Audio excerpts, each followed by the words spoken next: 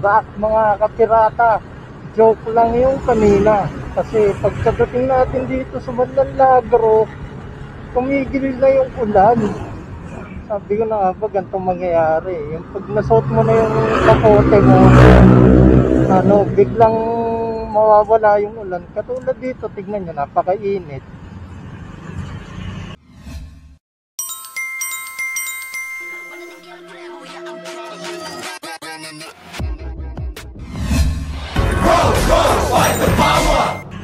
Pero kanina dun sa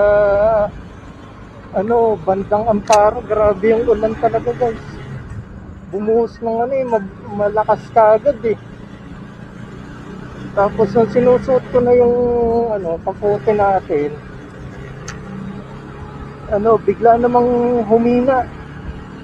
So nangyari, inanulit natin. Nag-decide tayo, suot muna natin ng sandali yung kapote kasi nga baka dun lang sa tinatambayan ko mahina yung yung ulan, tapos dito malakas. Pero pagkadating natin dito, tignan nyo, parang hindi umulan, ang init.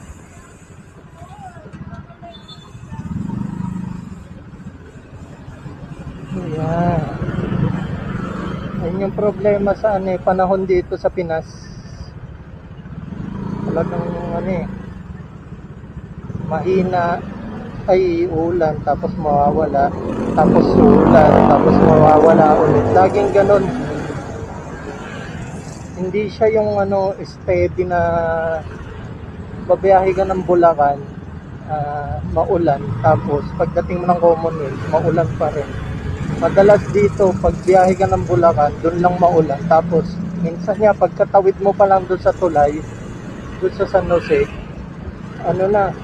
mainit na ulit. Kaya ang hirap niya mag-vlog. Kaya talagang medyo pahinga muna.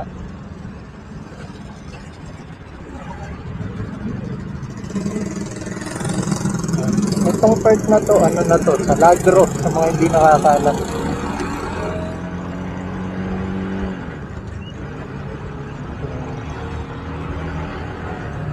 Lang ulit talaga tayo nakadaan dito kasi bihira naman akong magawi dito. Madalas doon ako sa shortcut dumadaan talaga eh.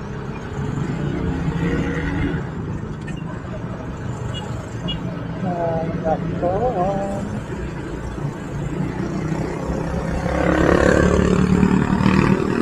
So yun, shoutout nga pala sa sila Boss Violet, sila Janine, sila Jana Babes, si J.A. sa Butch.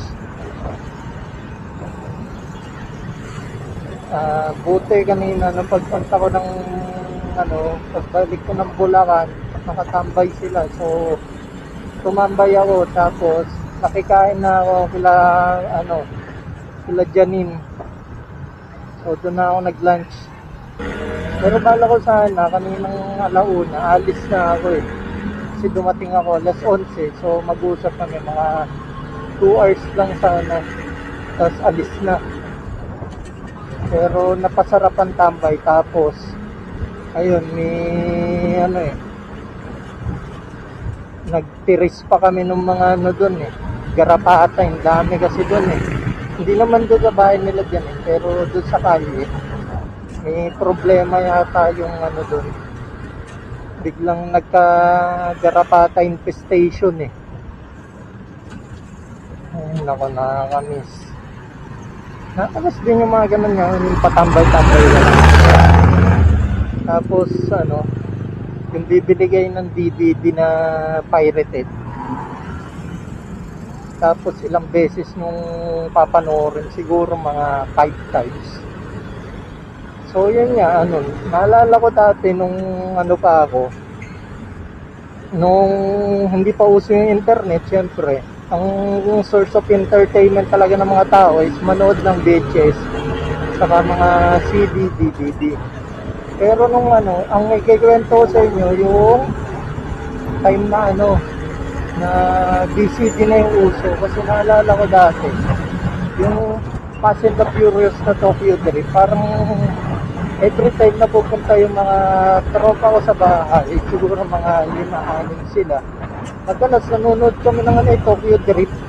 Parang naalala ko, parang 10 times to 15 times yata nang pinapanood yun. Parang tingin ko nga sa episode, parang sobrang kabisado ko na siya, parang 15 minutes na lang namin pinapanood yung buong movie. Ayun yung feel ko kasi syempre, kabisado mo na parang, mabilis na lang yung mga pangyayari sa'yo.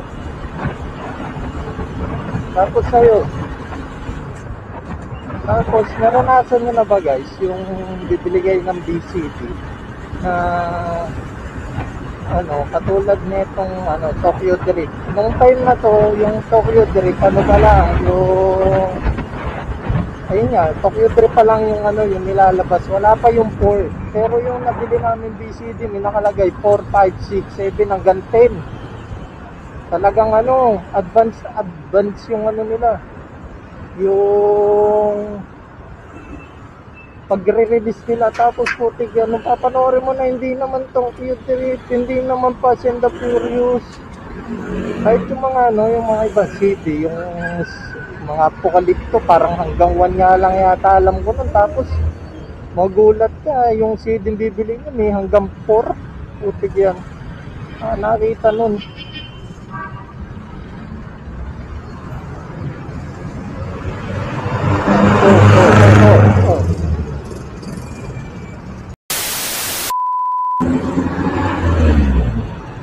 Kala ko ma-champion si Kuya kasi alangan na talaga yung niya, yung liko. Oops, siguro dito liligo talaga tayo sa ating so papasok tayo na Lord Percy.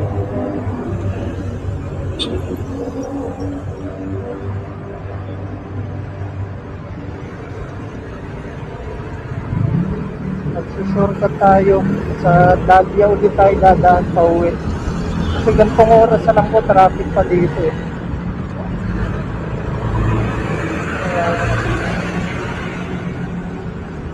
shout out ulit sa aking grupo sa Bulacan, sa RGT. Mabuhay kayo at magpakarami. Dito na tayo.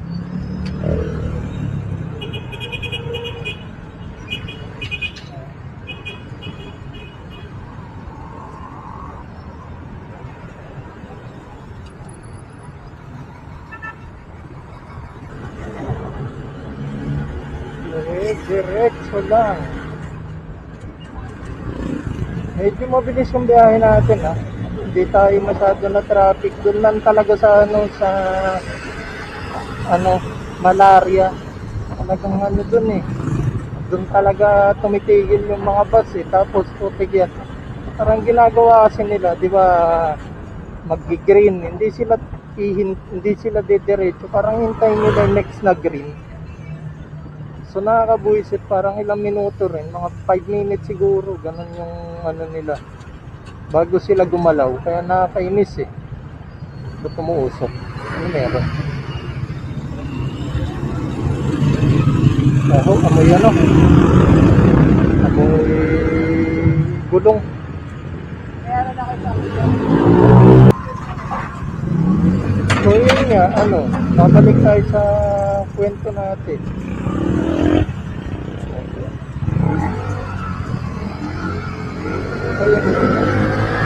Naranasan yun na rin ba yun? Ayun yan, bibili kayo CD.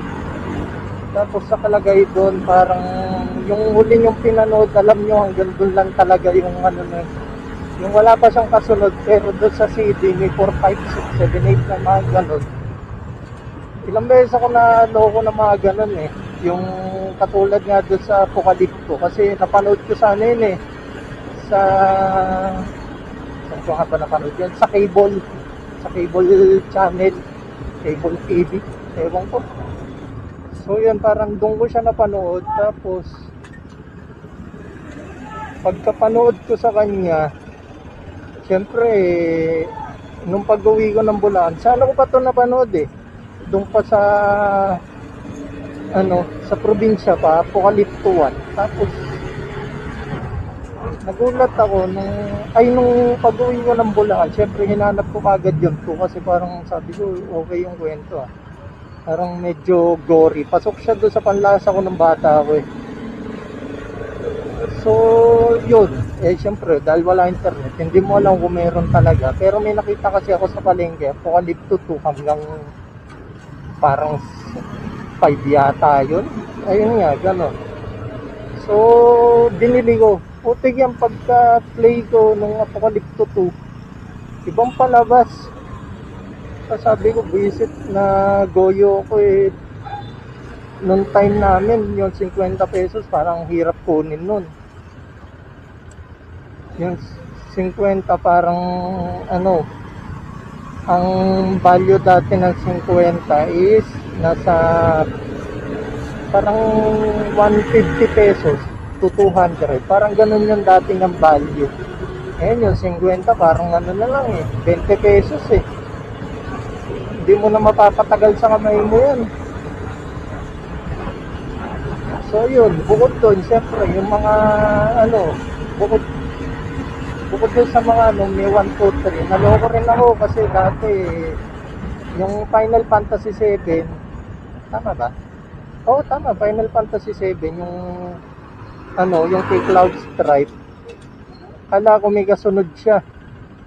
Kasi may Final Fantasy na yung parang spirit, yung hindi talaga siya mukhang Final Fantasy, pero 3D rin siya, yung may mga spirit. So, syempre ako, nag-expect ako na may iba pang movie. Tapos yung pala, Final Fantasy 7 lang pala yung meron, pati yun nga, yung Spirit Within yata yun. Tapos yung napanood ko,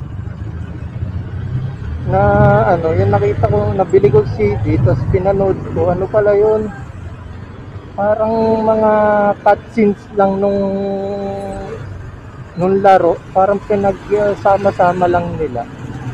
Pero nung time na yun, syempre dahil at gusto ko mapanood yung Final Fantasy, kahit yung mga cutscenes sa mga PlayStation, pinapanood ko na. Pero maganda naman kasi.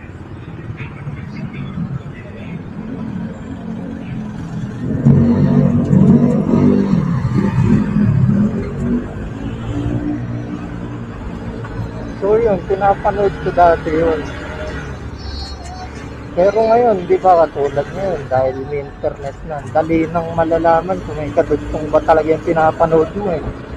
Tapos, ang dali na rin panoorin kasi available na sa internet eh. Di na natin kailangan maging pirata. Di na natin kailangan bumili ng mga pirated na CD. Saka ngayon, parang alam ko wala ng pirated CD. Sino pa naman ba yung bibili ng pirated eh? Ang dami ng streaming site na pwede mong panooran. So, di ba, parang isipin mo, sa pambibili mo ng VCD, mag-subscribe ka na lang sa Netflix, sa mga streaming site na available. At kung wala ka naman pera, syempre the old way, pirata gaming, mag-stream ka sa mga illegal. So, hindi ko naman siya sinasuggest, pero may pa rin. May choice ka pa rin, di ba? May choice kang manood sa mga ganun, or mag-download kung mabagal yung internet mo. Mag-download ka na lang para at least pwede mo panoorin kahit saan, tapos hindi mo na kailangan hintayin yung buffer niya. So yun, naalala ko lang kasi ayun nga, yun yung madalas namin ginagawa pag bored kami ng bata kami, nanonood lang kami ng mga VHS sa VCD. Pero meron talaga akong gustong panoorin. Ito VHS to, pero parang lost media na siya kasi wala na talaga akong makitang kopya nito. Hindi ko alam kung bakit, siguro dahil indie film siya sa ibang bansa. Yung title niya is Tributos. Ayun yung nakita ko sa VHS. Yun yung nakalagay na title. Pero hindi ko sure kung yun talaga. Ito yung pinakauna kong napanood na sobrang brutal. Talagang Patayan talaga. Ito yung pinakaunang napanood na ganon. Syempre, dahil nga mahilig tayo sa mga gore, gusto natin mapanood, kaso wala eh. Ganda. Ano ba to? Bodge?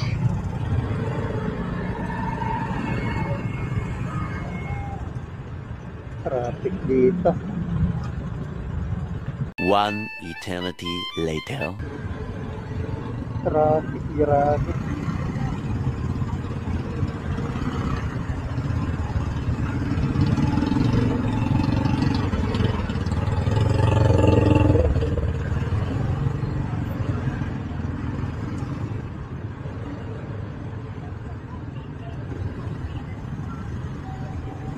Yan lang pala traffic kasi mga nag-u-turn.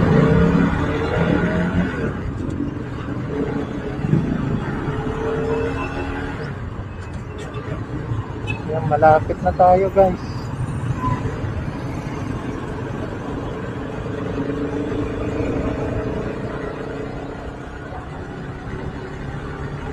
Yun, naramdaman mo na rin ulit ang lamig. Ay, grabe.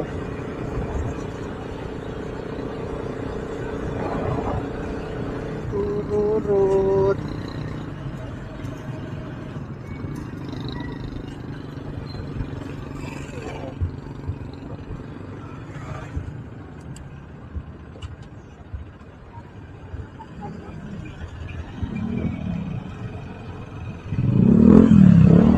Malapit na tayo.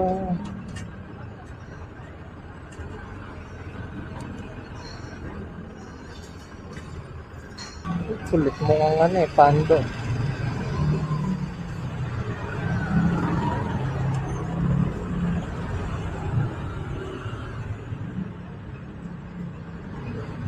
Oh, grabe yung ano dito. Yung mga tawag dyan, mga linya ng kuryente. Ano eh, spaghetti na eh. Sana maayos to kasi kung hindi maayos yan talagang magano dito. Magkakasunog at magkakasunog. Isipin nyo kahit nga yung pinapatungan ng mga ano eh, nung mga wire, ano na, nababali na, sobrang ano, sobrang bigat na ng mga kable. So dapat maano na yan, maayos.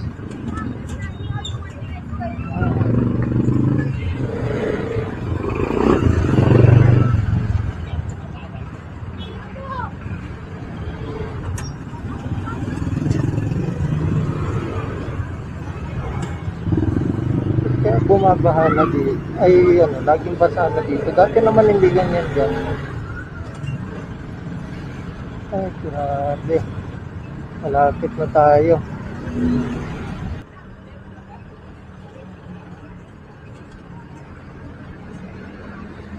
Akala ko may takip ulit yung camera ko eh. Parang akala ko masayang ulit yung mga paggana natin, yung pag-vlog natin.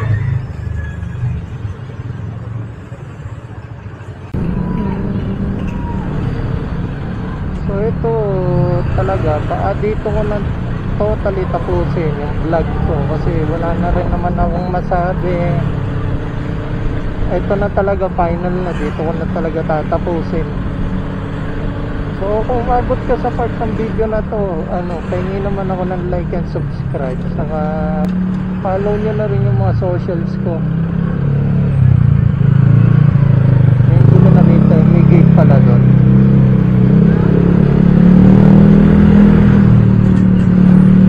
So hanggang dito na lang guys, bye na.